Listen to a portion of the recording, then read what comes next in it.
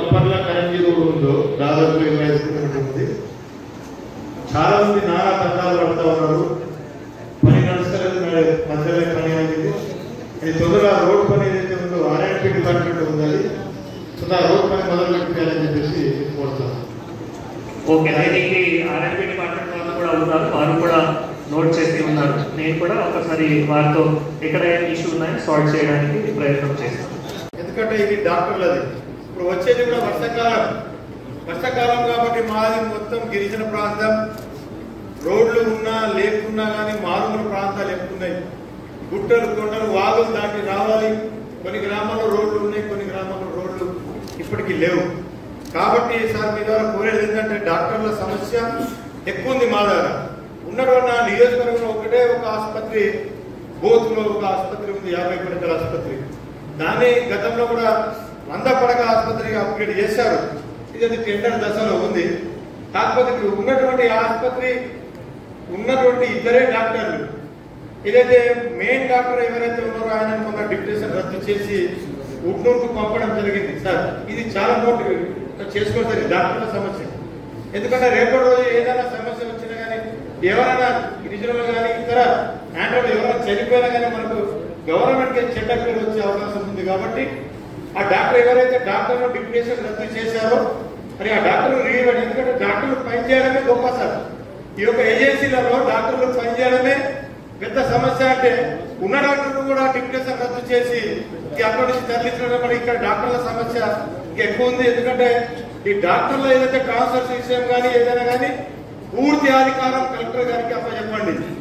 ఈ డాక్టర్లు ఏదైతే ఉందో ఇప్పుడు ఏదైతే వాళ్ళ డిప్యూటేషన్లు కానీ ట్రాన్స్ఫర్స్ కానీ వాళ్ళ పూర్తి అధికారాన్ని కలెక్టర్ గారికి అప్పచెప్తే కలెక్టర్ గారు అందుబాటులో ఉంటారు. కాబట్టి వాళ్ళకి ఏదైనా ఉన్నా ఏ ఆసుపత్రికి ఏ డాక్టర్ కావాలన్నా వారు చూసుకుంటారు. కాబట్టి ఖచ్చితంగా ఈ యొక్క డాక్టర్లను మీరు అందుబాటులో తెచ్చి ఆ యొక్క డిప్యూటేషన్ మరి రీడిప్యూటేషన్ గా ఇచ్చి ఆ యొక్క డాక్టర్లను పంపాలని చెప్పేసి కూడా కోరుకుంటూ ఈ అవకాశం ఇచ్చిన పేదలందరికీ ధన్యవాదాలు తెలియజేస్తూ ముగిస్తాం. జై. చాలా మంది ఈ పోడు భూముల విషయంలో వచ్చారు. నేను చెప్పేది ఏంటంటే సార్, భూభారతిలో కాస్తు కాలం ఉంది. ఆ కాస్తు కాలంలో ఈ యొక్క అడవి హక్కులు ఏదైతే ఎస్సీ ఎస్టీ బీసీ మైనారిటీ సోదరులు ఎవరైతే పోడు భూములు చేస్తా ఉన్నారో ఈ కాస్తు కాలంలో చేస్తే బాగుంటుందని చెప్పేసి కూడా మీ ద్వారా నేను కోరుతా ఉన్నాను. ఎందుకంటే చాలా మంది గిరిజనులే కాదు, మా దగ్గర నాన్ ట్రైబల్స్ కూడా తిండికి దిక్కులేని పరిస్థితిలో నాన్ ట్రైబల్స్ మా కాన్స్టిట్యూన్సీలో ఉన్నారు. ట్రైబల్సే కాదు, ట్రైబల్స్ తో పాటు నాన్ ట్రైబల్స్ కూడా ఉన్నారు. కాబట్టి వాళ్ళకు కూడా ఆదుకోవాల్సిన బాధ్యత మన అందరిపైన ఉంది.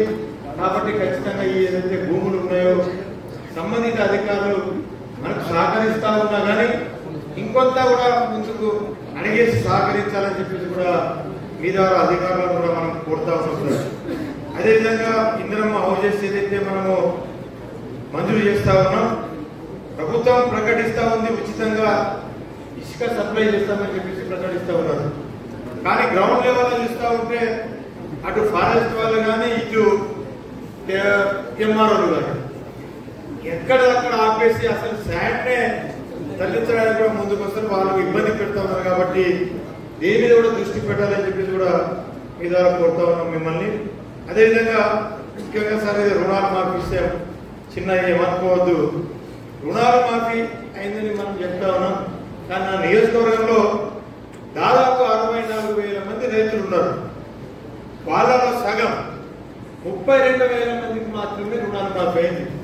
మిగతా 32,000 మందికి రుణాలు మాఫీ కావాలి.